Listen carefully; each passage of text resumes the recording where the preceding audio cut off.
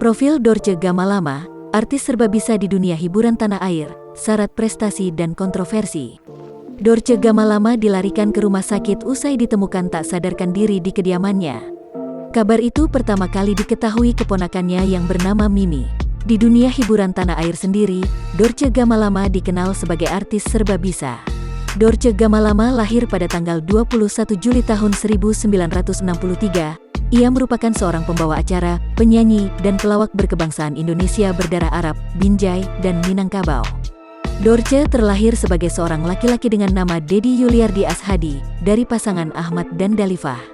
Nama panggung Dorce mulanya diberikan oleh Mirna, pemimpin kelompok tari waria Fantastic Dolls. Sebab, saat menjalani profesinya, Dorce lebih sering memposisikan dirinya sebagai seorang wanita. Dorce melakukan operasi ganti kelamin di Surabaya pada 1983. Ia kemudian lebih dikenal dengan nama Dorce Gamalama.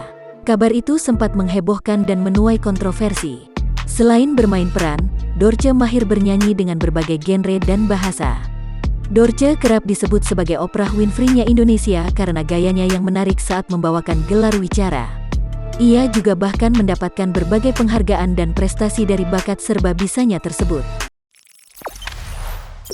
Jangan lupa subscribe, share, komen, dan like ya!